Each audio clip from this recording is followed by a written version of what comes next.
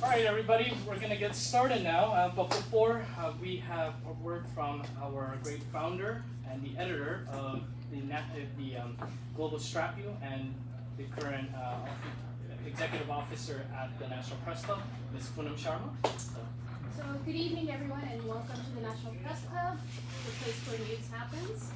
We're very fortunate to be joined by two distinguished guests this evening, Thayer, Captain James Fanell. We're going to be talking about their book, Embracing Communist China, America's Greatest Strategic Failure.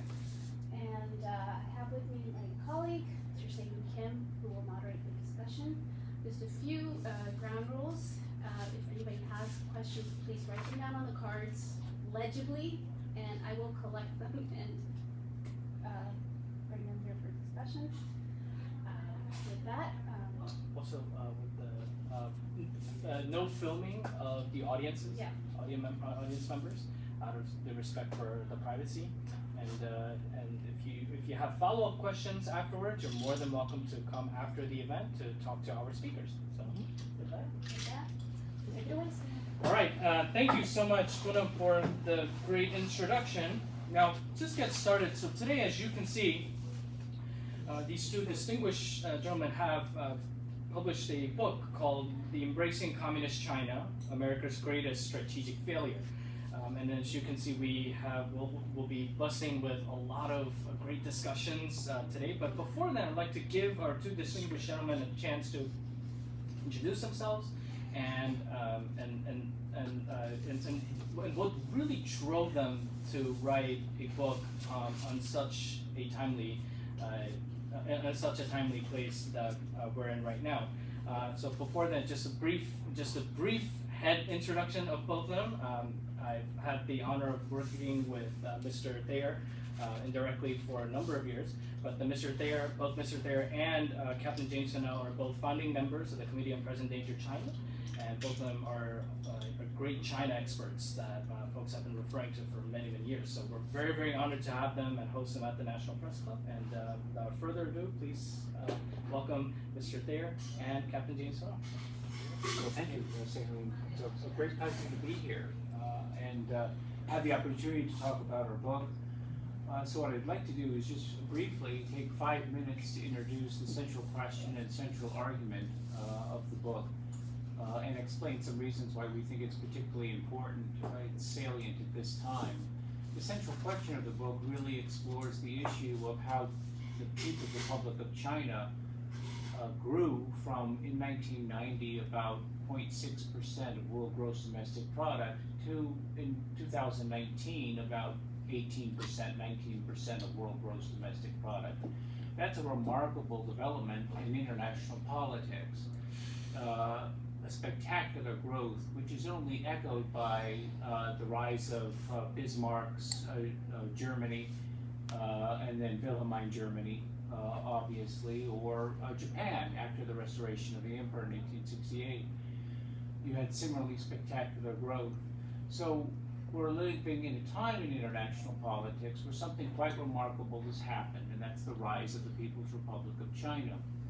Our argument is really to explore how did that happen? How did that development occur? And our arguments fundamentally are two. It happened first because the Chinese Communist Party, under the leadership of Deng Xiaoping at that time, was a brilliant strategist. Deng was able to devise a mechanism to keep the CCP in control when he was under enormous pressure domestically in the wake of Tiananmen in June of 1989.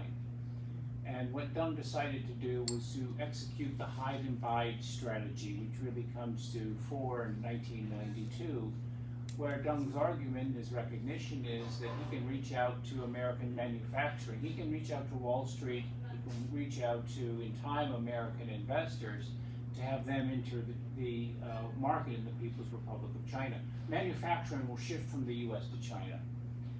Very important development. And he can use the money that he has received then to invest, to make partners of Wall Street and investors, and in time American politicians as well. So there's a partnership that existed with the People's Republic of China and many of American elites, and originally politicians in Wall Street, and expanding to universities, media, of course, and throughout American society. So a connectivity between the CCP and American elite. Secondly, the American elite sought this. It was at first largely for economic reasons, a policy of engagement developed. Engagement was something, or the engagement school, which was the belief that by engaging with the People's Republic, by making it wealthier, it would in time become democratic. It would in time reform and participate in the international economic order. And that was certainly a widespread belief, which has disseminated quite widely and is still held by many members, of course, of the American elite and of the Biden administration, certainly too. So Deng Xiaoping had a brilliant strategy. American elites joined it, and so an engagement school, which became really framework for thinking about Sino-American relations, developed. The world was better off when the United States and China were engaged, trading, profiting, etc. Now that was divorced from, of course, the framework of the Cold War, or of World War II, which was one of power politics, which was one of the recognition that the Soviet Union was an existential threat of the United States, as fascist Italy was, as Japanese militarism was, and of Nazi Germany as well, which had to be confronted. America had to husband its power, had to have a strong emphasis on its economy, of course, its military might, etc. So those are the causes that we advance in the book. Cooperation which had existed with the People's Republic of China during the Cold War was modest and focused largely on security issues, narrowly defined, in many respects fully in accord with the logic of power politics. Soviet Union was an enemy both of China and of the United States. After the Cold War ends, Deng pulls off a remarkable feat. He stays in power, he established that engagement with the United States, and as a result, China enters the Western economic ecosystem, and that becomes rocket fuel for China's growth. Puts them on the path to entry into the World Trade Organization, which only accelerates China's economic growth, which then, of course, they convert to diplomatic might, they convert to their technology and military might. Of course, and the formidable growth of the military might is laid at this time. Second big point that we make in the book is to talk about really how did we fail in that. What was our greatest strategic failure was to adopt engagement, and that engagement logic or that engagement framework affected the American national security community, all aspects of American society to a large degree, but the American national security community, including the intelligence community, the military, and so many other areas as well. We lost any presidential leadership into looking at really the rise of China continuing year after year after year, getting stronger, and relative power shift between China and the United States. Both economies were growing in absolute terms, but there was a relative power shift which occurred to China's favor as a result of that. And so we missed it, right? It's not that we missed it, it's that we saw it occurring, but it was always dismissed by the logic of the engagement school. China's growth is positive. China may be a threat by 2049, but it's not a threat now. And so China continued to push against India, continued to push in the South China Sea, continued to push against allies like the Philippines, increasingly coercive against Taiwan, obviously key U.S. ally Japan, and elsewhere as it converted its economic might into military might, into diplomatic might, and economic might, for example, Belt and Road Initiative, and the new institutions that the Chinese have created, like AIIB, obviously, staying in Western institutions while creating their own. And so we look at really solutions about that occurred, we understand, we inform a discussion about elements of why it occurred, and then we offer some considerations in conclusion of the book about what the United States should do now to address this, and to return really to the insights that we had of the Cold War, which is that we do face a formidable enemy of the United States at this time. We have many allies, and potentially many more allies who could join us in that fight, as well as, of course, working with people of goodwill around the world to address the nature of the Chinese Communist Party and the threat that it poses. Thank you, Mr. Thayer. Now we'll go to Mr. Captain Fanell. Now, Captain Fanell, if you can please give your introduction and also add on to. Sure. Yeah. My name's Jim Fanell. I'm not a captain anymore. I'm retired, so you can call me Jim. I spent 29 years in the U.S. Navy, and I spent most of it in the Pacific. And I had kind of an unusual career where I was stationed in Japan 2 different times, and at the Pacific Fleet a couple of times. So I basically was watching China from 1999 until I retired. So about 16 years, every day of my life, I watched the Chinese military operate on what we call a fine grain basis. So I was watching tactical and operational movements, and then interacting with Washington on strategic issues. And I was also stationed here in 2006 to 2008 as the China Senior Intel Officer for the Office of Naval Intelligence. I devoted my life to watching the Chinese, and so the framework that Brad has described is, you know, that this change was happening, and the people that were responsible in our government for warning about this change and what it would mean to our national, the lives of Americans and our allies, was kind of ignored. Not kind of, it was ignored, even though the evidence was there. And so some people were watching and providing alarm, but inside the national security community and the intelligence community, there was this tendency to what we call in the book threat deflate, deflating the threat.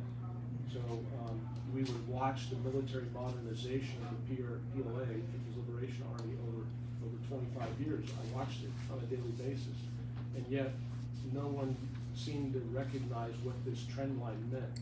For instance, in the naval arena, and the Pacific, there's another aspect of this, but the Indo-Pacific is a maritime theater. But after Desert Storm and the war in Iraq in 1991, we became bore-sighted. It was another one of these distraction that kept us from recognizing the threat of China, because we were so obsessed with the Middle East, as we call it, not a minor distraction in some sense. It wasn't minor for those Americans who died, but in pure geostrategic power political terms, it was minor compared to the rise of China and not preparing the nation. And so we were deflating the threat. We were ignoring facts on, basic facts like 25 years, the Chinese Navy went from, being almost over 100 ships smaller than the U.S. Navy to where they're over 100 larger than us today. When I joined the U.S. Navy in 1986, we had just under 600 ships in the U.S. Navy. Today we have 292.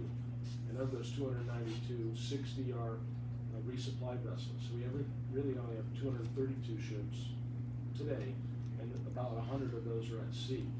And we have global commitments around the world, from the war in the Ukraine, what's going on in Gaza in the Middle East, and then what's going on in the Indo-Pacific. So we're stretched very tightly, and China is concentrating their buildup, this massive buildup, and yet no one in the system, neither those in the intelligence community, the State Department, any administration, except until we got to the previous administration, said we're going to do anything different than engage. And so because of that, the consequences have put this nation and our allies at great risk, because China has a strategy and a goal. Okay, they're not just doing this, it's not just a natural evolution of a state that's growing. India is a big country. They got a billion plus people, but we don't see India doing these things. So what's the difference between India and China?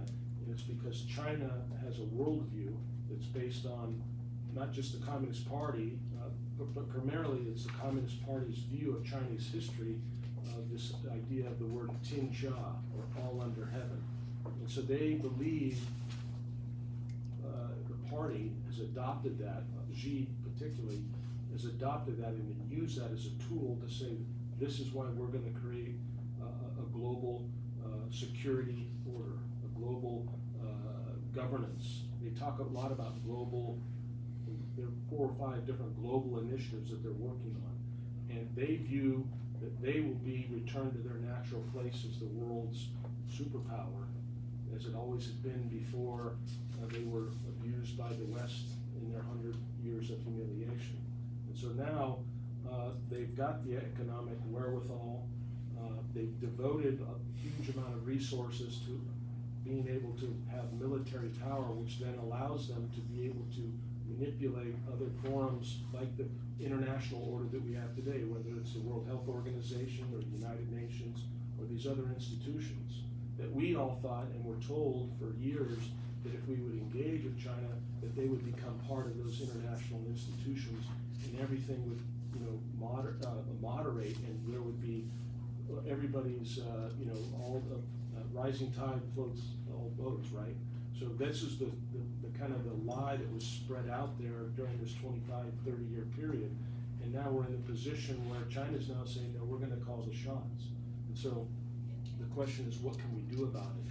And at the end of the book, we talk about that the number one thing we need to do is to get back to power politics. And the first order of power politics is to recognize your adversaries. And then when you understand that you have an adversary, then you know how you can deal with them.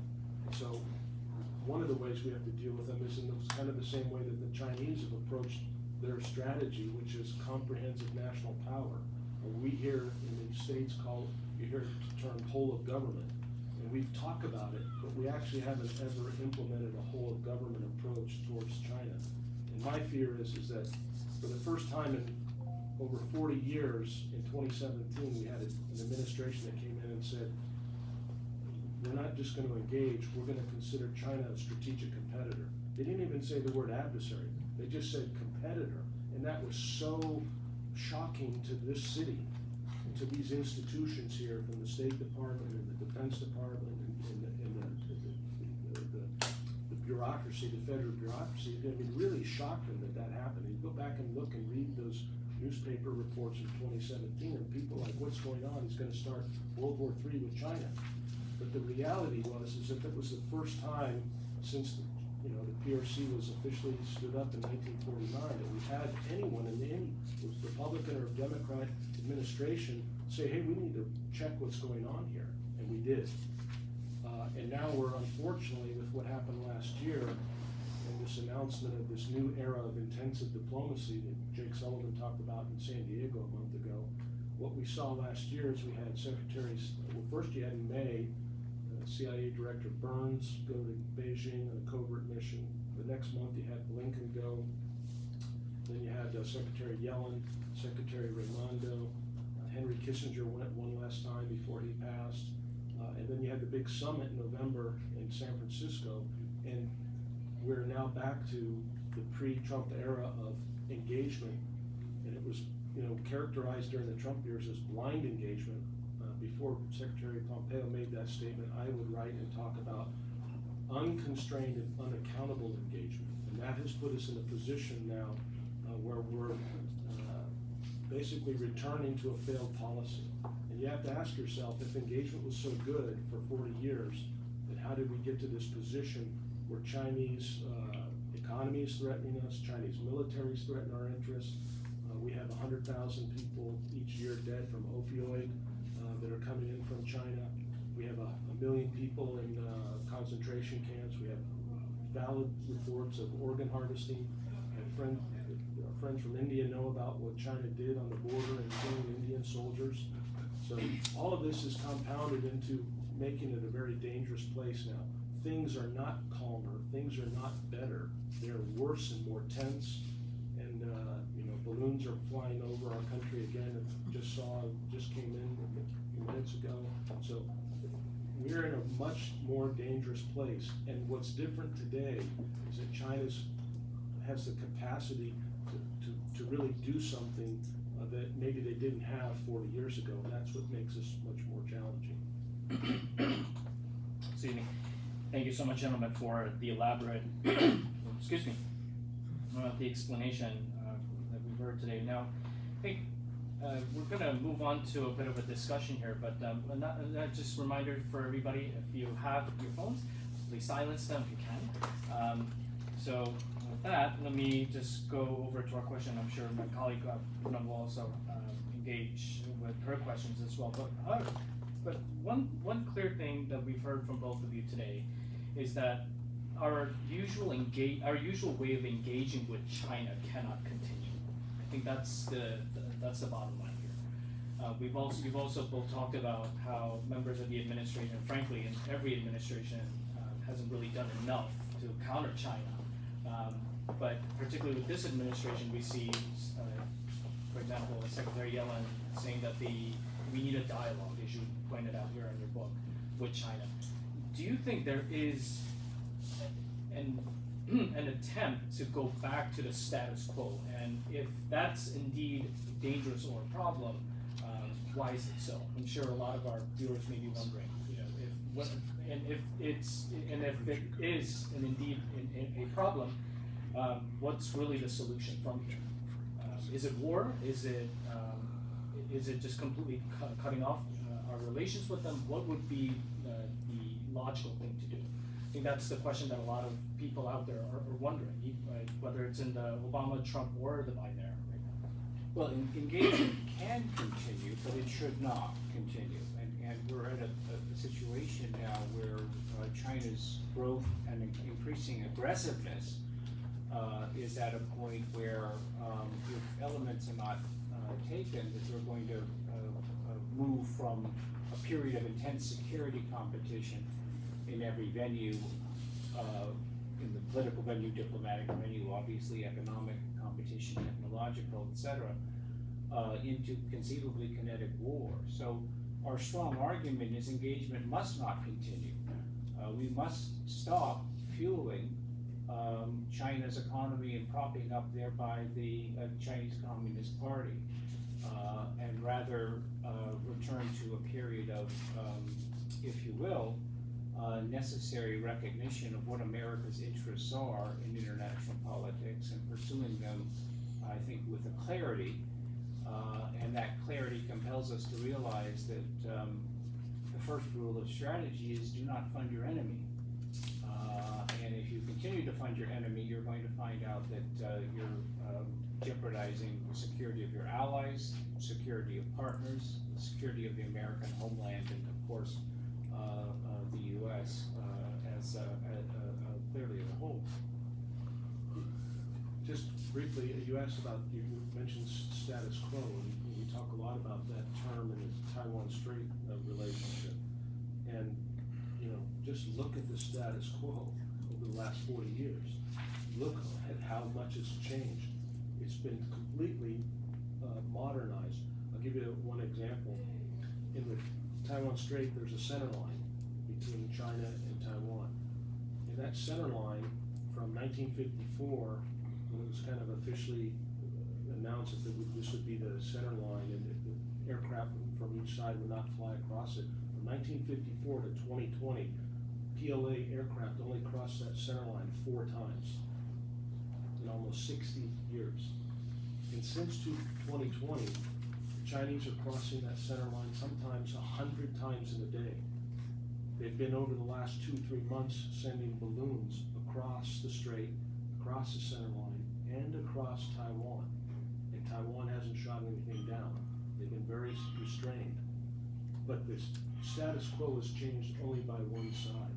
And so when we talk about returning to engagement and returning to this, this idea that it's a myth that there's a status quo, China has shattered that. And so we need to make sure that we're clear-headed about it and that we understand it. And when we say we don't want engagement, it doesn't mean that you don't talk to them. You can say, hey, these are our conditions, and if you want to meet those conditions, then we can talk. But until such time, we're not going to talk. And we haven't taken that approach. Just look at what happened after the August 2022, 11 ballistic missiles were fired from China against Taiwan. And they surrounded the island with naval ships and aircraft carriers. And what happened? The Chinese then said, and they did this because of Speaker Pelosi's visit. That was their rationale for that, which I don't buy. But that's what was their rationale. They did the act, and then after they did the act, they then said, oh, by the way, we threaten you with all this military hardware, and we will not have military engagement ever again. So until you, America, change your behavior, we won't talk to you. And what happened over the last 2 years? We sent feelers out. We had the commander of the Indo-Pacific Command go on PBS in 60 Minutes. I know him. I used to work with him. He went on television and said, I've been trying to reach my counterpart for 1.5 years, and boo-hoo, he won't return my calls. After they're the ones that fired the missiles.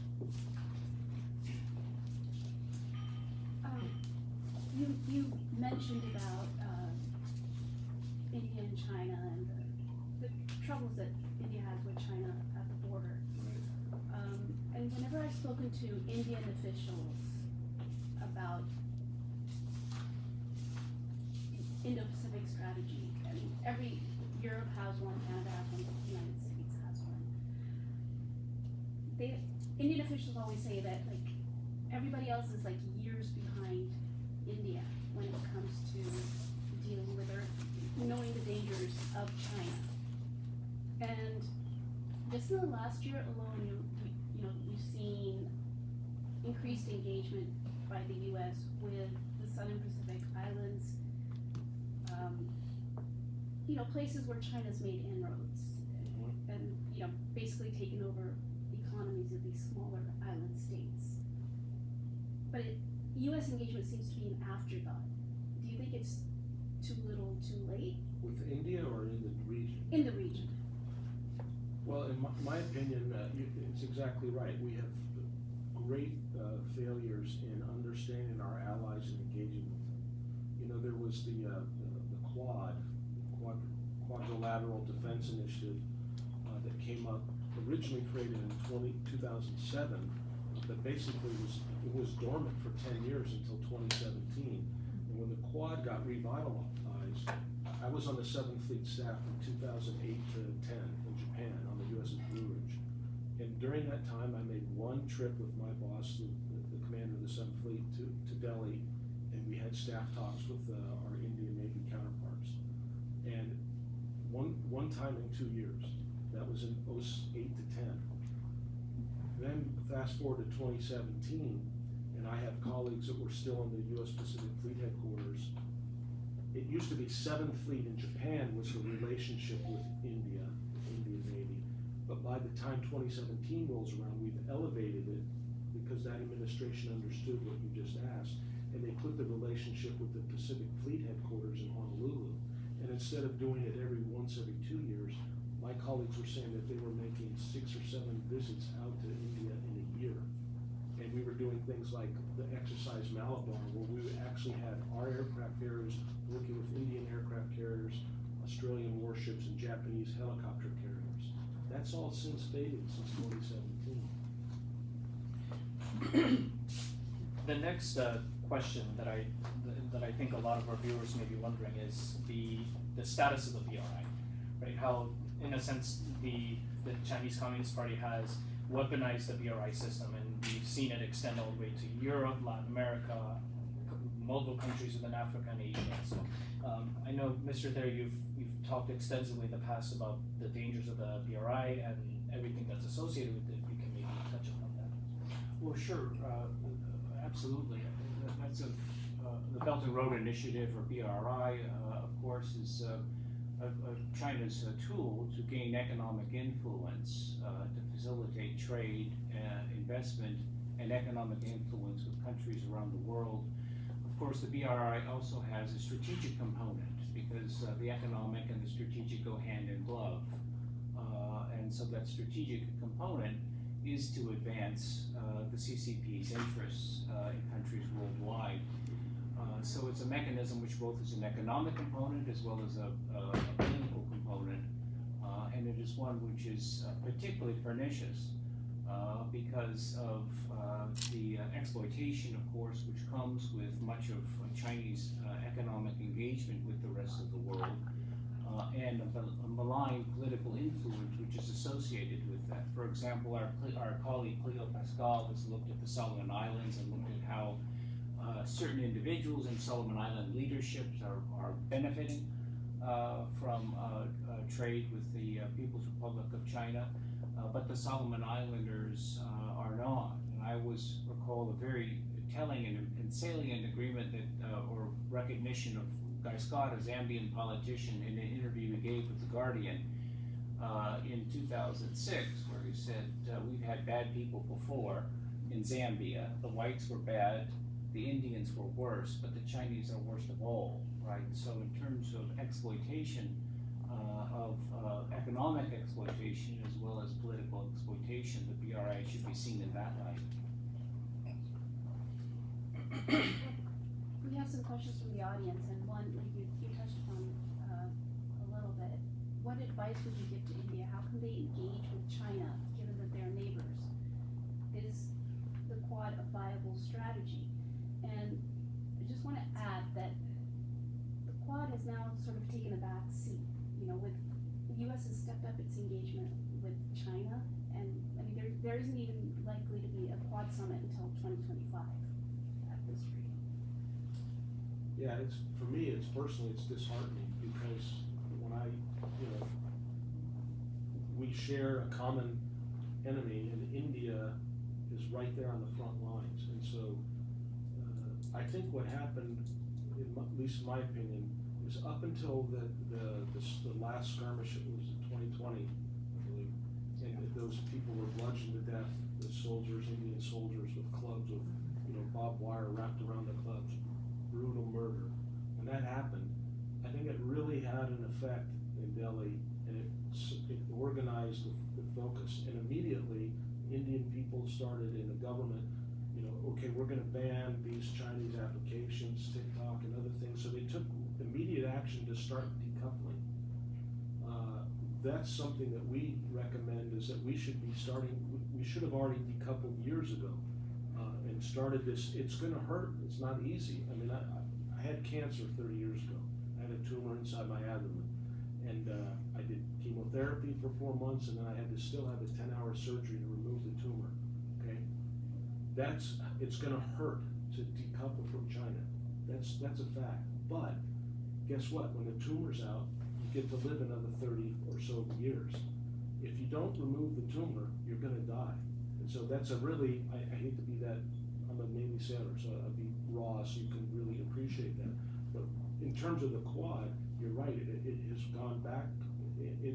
And I understand, India's history, the non-aligned movement, not trusting alliances with foreign nations. I got it. That's your right to be that way. But we were making some progress, and then what inevitably happens is, well, is the Quad an alliance? Is it going to be like a NATO alliance? And we needed to work through that, and develop that. And now we're essentially China is going back to the Deng strategy of dividing and conquering and enticing people, using people's greed and avarice to seek profits and corporate profits rather than seeking national security interests. Well, just with that, the question from the audience is, be that as it may, how does one compare this engagement with China to that of the USSR during the Cold War? And some people may argue, and rightfully so, isolating that China can be very, very dangerous. So what would your response be? Well, we didn't engage with the Soviet Union during the Cold War. Our trade, our engagement with them was extremely modest in terms of sales of wheat in return for gold and a modest amount of other elements. The U.S. leadership and the American people recognized that the Soviet Union, the Communist Party of the Soviet Union, was an existential threat to the U.S. And so trade was always modest with them. Ford, of course, in the 20s, there were some elements there, but outside of Occidental petroleum in the wake of World War II and Armored Hammers essentially efforts, trade was almost was very, very modest. What we see with China is that trade is exponentially higher. We allowed them to enter the economic ecosystem of the West, and they've profited from that immeasurably. So engagement is of an absolutely different order, and to the great detriment of the United States.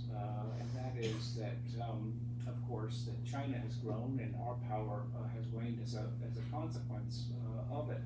So that is, of course, a remarkable fact in international politics, and it's a supremely destabilizing fact in international politics, which affects India, which affects Japan, which affects Russia, which affects European states as well as the United States.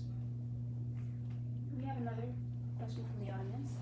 It looks like the current administration is more focused on Russia and its posture in Ukraine.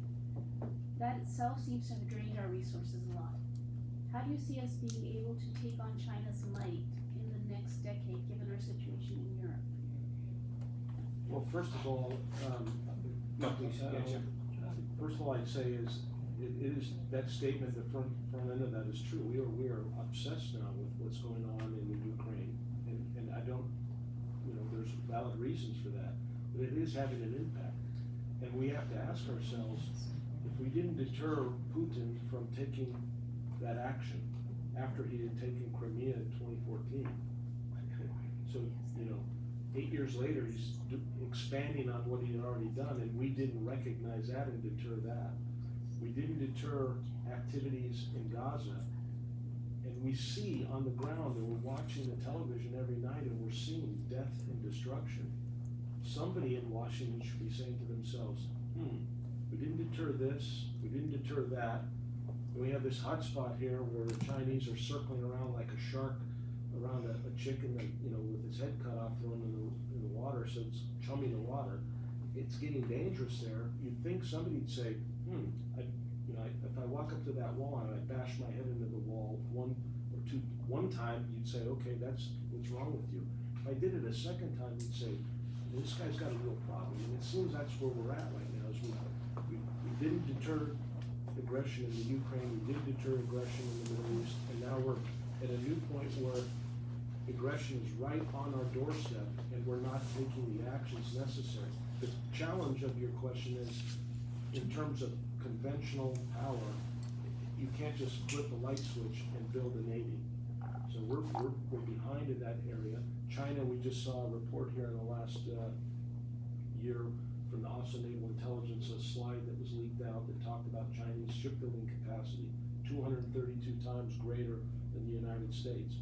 One of their ports off Shanghai is greater in capacity than all 7 of ours. So that's a problem for us in conventional terms. That's just in naval, it's across the board. So we have to start asking ourselves, what about nuclear? Where are we in the nuclear threshold? And in the last 2 years, China's built 350 nuclear ICBM silos in central and western China. That should alarm us. So, I know we've touched upon this before the event started, but another question that we've received from the audience is, do you think the Obama administration failed from 2019 to 2016 in keeping check on China? And keeping that in mind, do you think those 8 years were a major turning point for the United States? Go ahead, Jim. That's all right. Yes, to the question is, we had a policy that came out in late 2010, 2011 from that administration called Pivoting to the Pacific. It was renamed to Rebalance to the Pacific. But the real policy of that administration that was unwritten was do not provoke Beijing. That was the policy, in a de facto policy.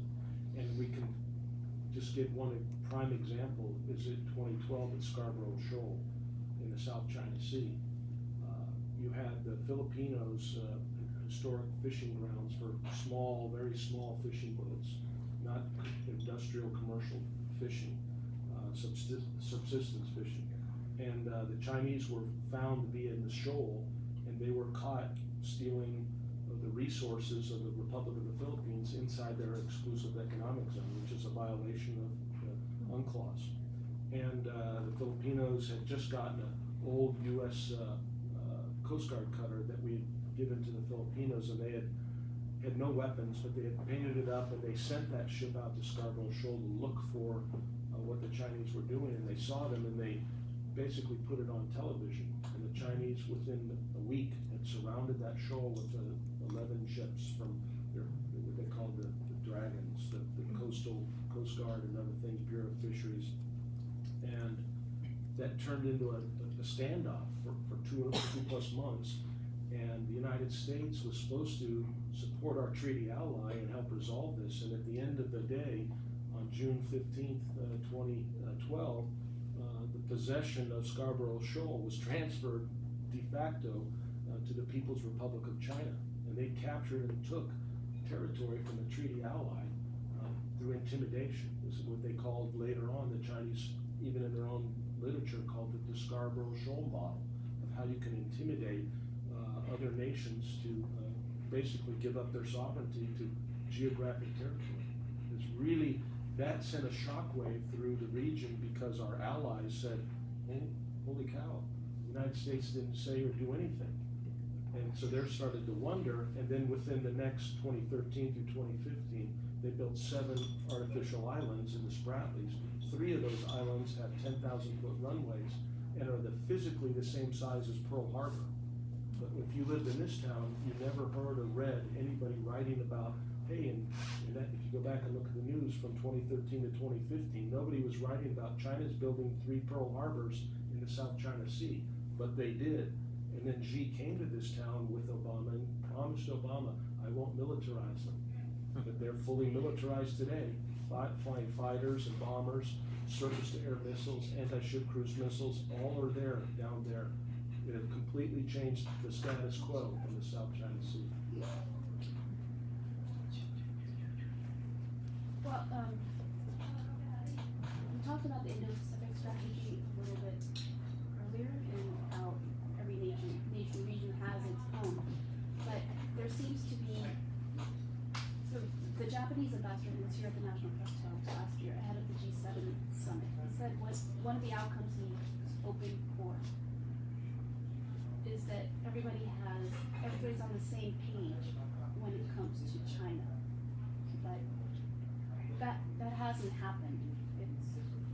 It's difficult to achieve. Can I get your comments on that?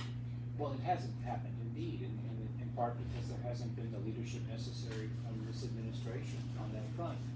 The disastrous aspect of, after the Hiroshima G7 meeting, not going to Australia for the Quad meeting and leaving Modi hanging in an embarrassing, the Australians, Papua New Guinea, and Modi were all, if you will, hung up to dry as a result of that decision. It was disastrous for us, and that was an indication that it was not taken seriously. So getting on the same page is absolutely necessary, because all of these states are of course, dramatically and adversely affected by the Chinese Communist Party. But that's going to require leadership that has to come from the United States. The Japanese obviously have a key role to play. Canberra does as well. The Indians absolutely, and other states as well. Republic of the Philippines, Vietnam has a role. Taiwan, critically, South Korea.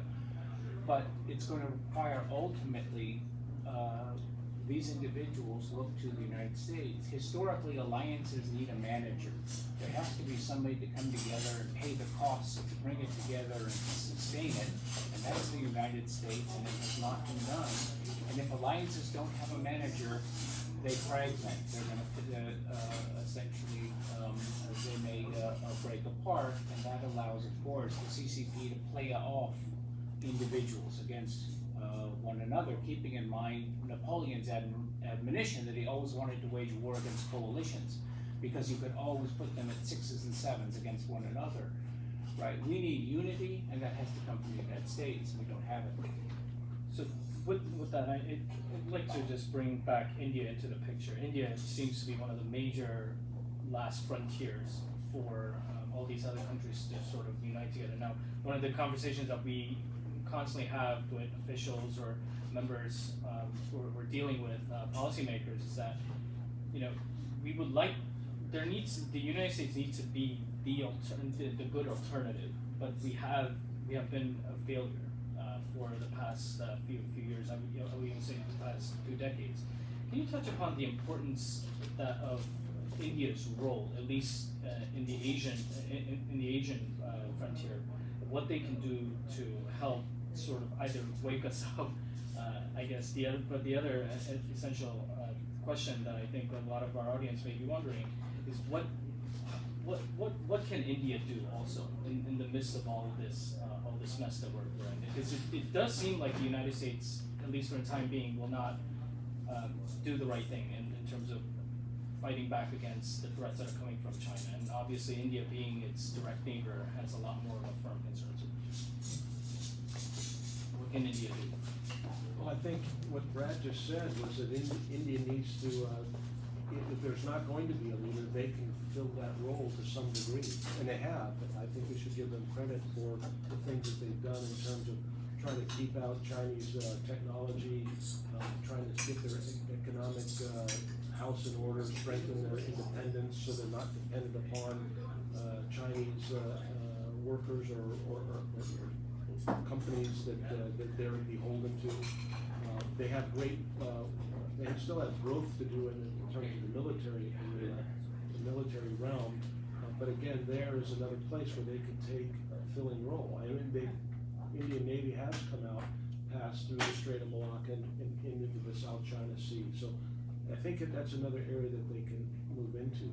But it is important to have somebody that's going to step up and say, we're not going to just kowtow to Beijing and say, you guys are going to rule the world now, and we're done. I know the Indians won't do that.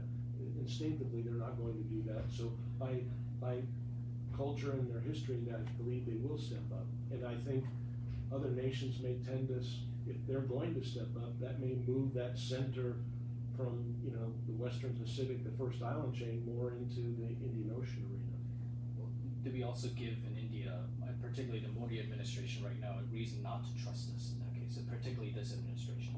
Yeah, absolutely. The humiliation after Hiroshima was damaging, and that was an indication that the Biden administration did not place the same weight that Modi, the Australians, and the Japanese do have on that. But ultimately, India is going to be driven by its self-interests. And its self-interests are that it faces a threat from Pakistan, obviously, which is a considerable threat, but the fundamental threat, of course, is China. It's the People's Republic of China. And so India is going to have to come to its own conclusions about how it best address that through all of the measures that it has. And India, of course, is always in lockstep with China, fighting them in Myanmar. As the Chinese give one thing to Myanmar, the Indians give something else, right? And we can see in East Africa, the same situations occurring. That's a positive step, but India also has a tremendous ideological weapon. It's a democracy. It's the world's largest democracy. It shows what can be done. It shows tremendous growth, and in contrast, if you will, between the vision the PRC presents and the vision that India presents, right? It's no contest. I think in a global environment, to global audiences, the Indians offer a superior alternative. So that ideological element, I think, has to be touted as well by the Indians in a way that they have not, at least, it certainly should be, I think, given greater weight in Indian foreign policy. Another question from the audience. The Chinese seem to be also spending significant resources on soft power in the Indo-Pacific. Do you feel that the U.S. would be willing to invest in India's soft power in the Indo-Pacific, given its historical and cultural influence in the region?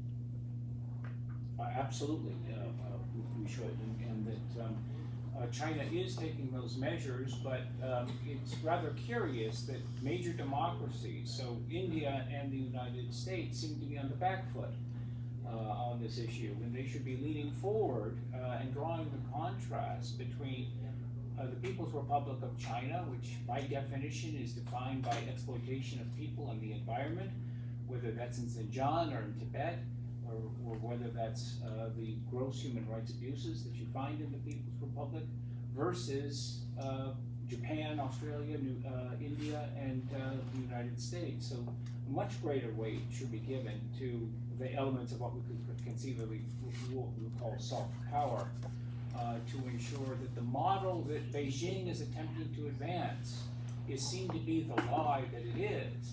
The Communist Party of China is not legitimate, right? India is a democracy, the US is. Nobody elected the Chinese Communist Party, ever.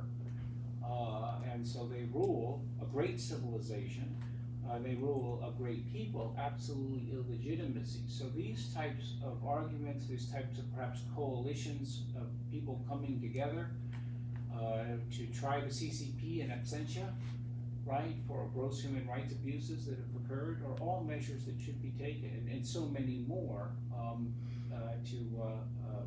to ensure that all global audiences understand the myths and the pernicious nature of the Chinese Communist Party, in contrast to the opportunities, in contrast to the freedoms that are offered by the democratic states.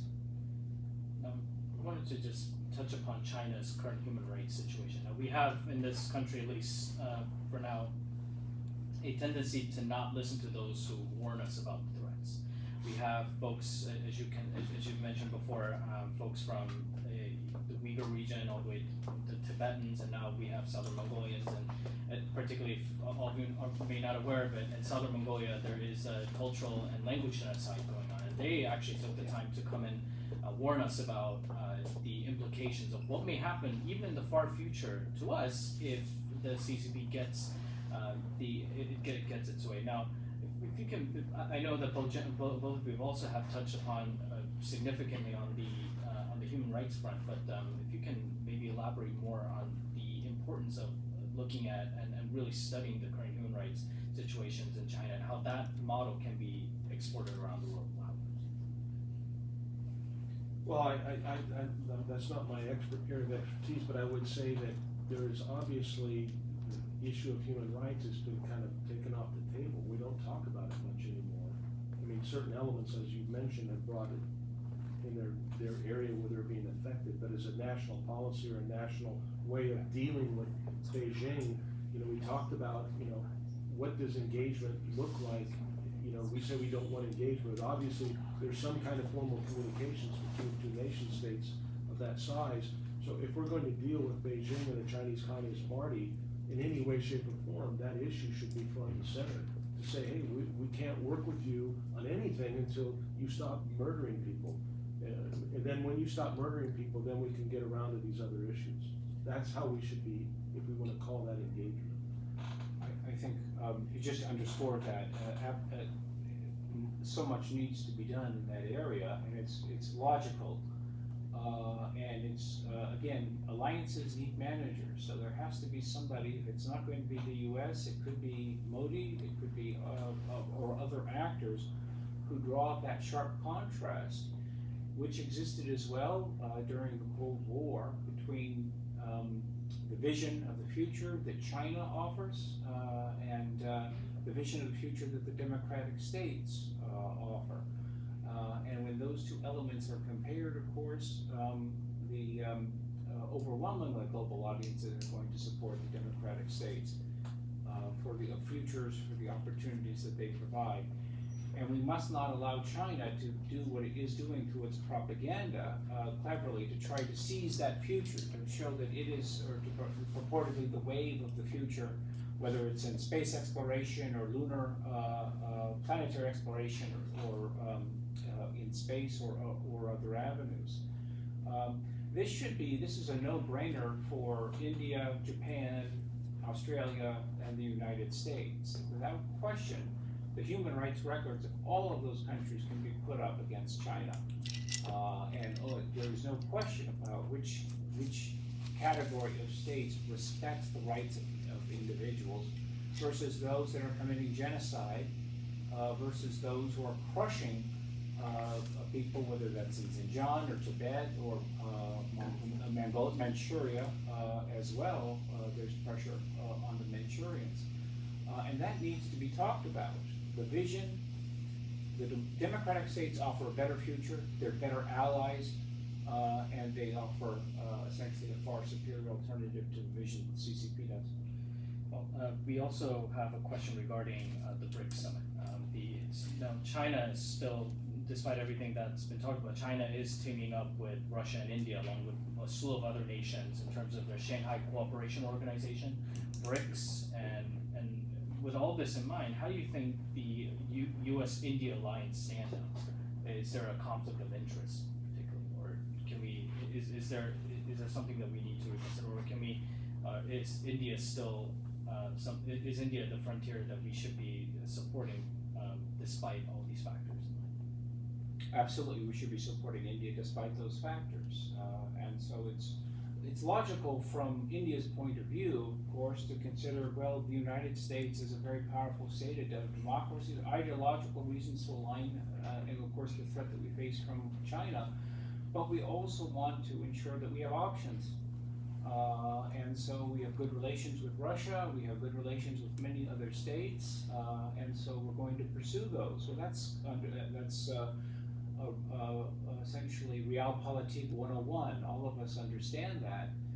However, if we Venn diagram it, of course, it's China, the People's Republic of China, which is driving India and the United States, despite differences, beside a history which may be mixed.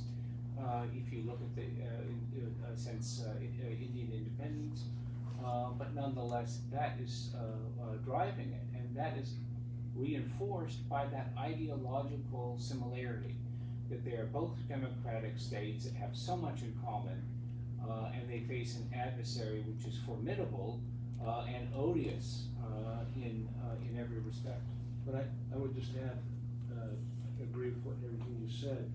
Another way to look at this, though, is because there is a BRICS and because India is pursuing their own strategic national interest, and we are not, it puts an extra amount of onus on the United States to say, hey, if our brand isn't selling, if we're not attracting people by demonstrating that we're more reliable, even with all these ideological similarities, there are still practical things that need to be done. So that should, for instance, I think in the maritime domain, why did we come up with AUKUS and leave India out? Why? India's been wanting to have nuclear submarines for 30 years. In fact, they leased Russian submarines, a couple of them. So that's an area that we know that our friends in Delhi want to have. So why would this administration come up with just AUKUS and not come up with some kind of Indian AUKUS so that they could also be part of this arrangement? Now, it's very difficult, nuclear power, and I get all those issues, but there should have been some effort there because of our shared naval and maritime issues that we have.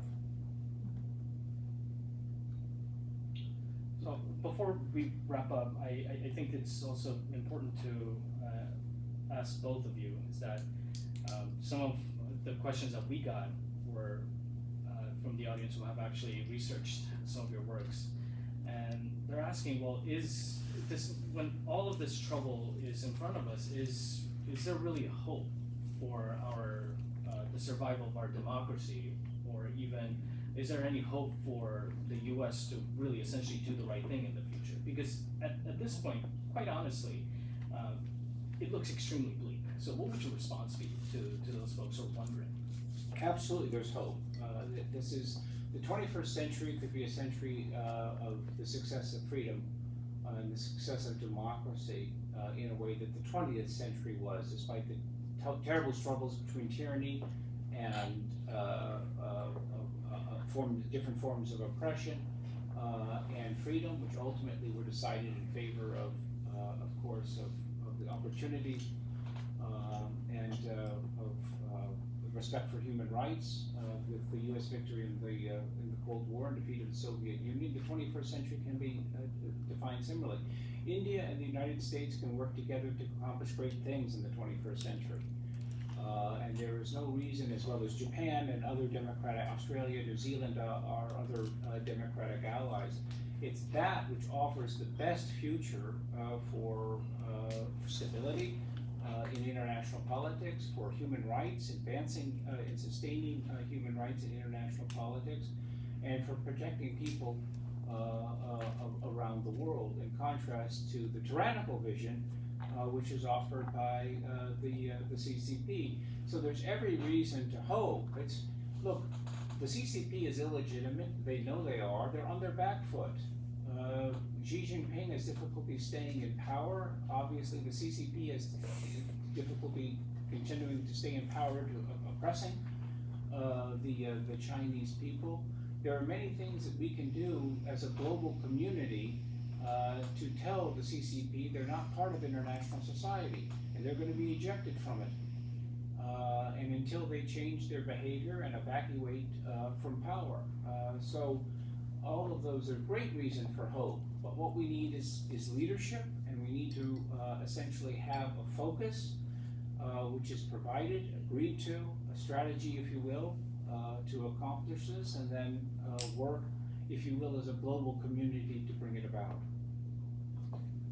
Yeah, great remarks, Brian. You know, the question about pessimism, I get. I've spent a career as an intelligence officer. You're always bringing bad news to your bosses. I remember I was on the USS Kitty Hawk, and my boss used to call me Sunshine, which was the opposite, because I was always coming in and presenting problems. And so that, I understand that. But as Brad said, there is a hope, but hope requires a vision. There's a book that we follow that says, where there's no vision, the people perish. And so we need to have a vision, and our vision comes back to our past, at least for Americans, of our founding documents, our Declaration and our Constitution and our Bill of Rights, those inalienable rights that we all believe that supersede even being an American, that every human on the planet has the right to say what they think without fear of retribution, that every human has the right to defend themselves against any supposed retribution, that every human has a right not to be infringed and searched by their government. All of these things attracted so many people over the last 250 years. And you're seeing even now, 8 or 9 million people have come to this country in the last couple of years. There's various reasons, but a lot of those people are coming because they believe in that vision. So we do have, or that they have hope in that vision. And what the biggest difference is what the Chinese Communist Party is pushing is collectivism. We want to look at you as a group. We want to look at you as an identity group, okay? Identity politics, we know that phrase here in America, but it's on steroids with the Chinese Communist Party. Nothing is individual. And what America sells, at least, is we're the representation, at least for the last 250 years, of individualism. And if we get back to our founding principles and hold to those principles, not just with words, but with deeds, we can defeat the PRC, because they're a failed ideology. They're a failed concept. It's slavery. And every other time that they've tried this, people have said, I don't want that yoke on me. People don't say that about freedom and liberty. They don't say, hey, please give me more, throw off my freedom and give me a yoke. They like that, and that is where we need to go. With that, gentlemen, thank you so much. I wish we had more time to discuss this, but before we wrap up, I'd like to remind all of our viewers and our audience members today, just please, if you have an opportunity, I'm sure this is on Amazon now? Yes. Right. This is available for purchase on Amazon and other places, but it is essentially time to pay attention, at the very least, to what is happening within the whole U.S.-China relations sphere, because at the end of the day, it affects all of us. I just want to thank our guests tonight for such a robust discussion, providing so much insight on the topic, and I really look forward to reading this book. So thank you, Jim. And thank you. Thank you so much, Jim. And on behalf of Global Strat View, we thank all of you for joining us here at the National Press Club. And good night.